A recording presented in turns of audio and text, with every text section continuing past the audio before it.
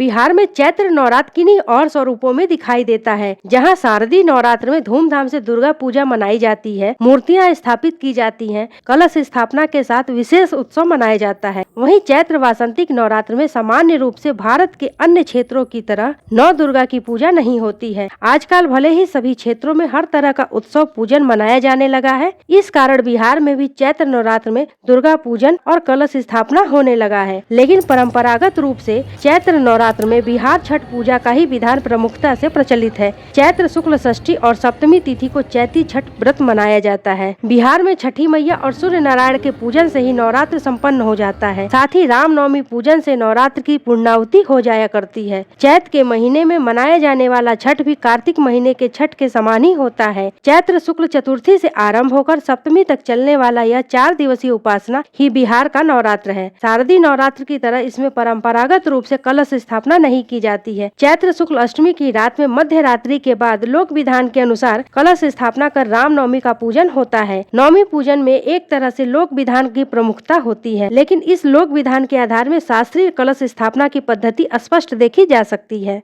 बिहार के बाहर बहुत कम लोग यह जानते हैं कि छठ पूजा वर्ष में 2 बार होती है, एक कार्तिक शुक्ल षष्ठी को और दूसरा चैत शुक्ल षष्ठी को। कार्तिक में होने वाले छठ को कार्तिकी छठ, जबकि चैत महीने वाले छठ को चैती छठ के नाम से जाना जाता है। दोनों ही छठ पर्व का विधान एक ही तरह का है। 4 दिनों की उपासना नहाय खाए से आरंभ होकर खरना, पहला अर्घ और दूसरा अर्घ पर समाप्त होता है। अंतर केवल इतना है कि चैती छठ में गाँव या मोहल्ले के किसी कुएं के पास अर्घ दिया जाता है, जबकि कार्तिक छठ में नदी या तालाब में अर्घ दिया जाता है। किसी परंपरागत कुएं के पास एक छोटा सा पोखर नुमा गड्ढा बनाया जाता है, उसी कुएं से पानी निकालकर पोखर भर दिया जाता है, जिसमें व्रती अर्घ देते हैं।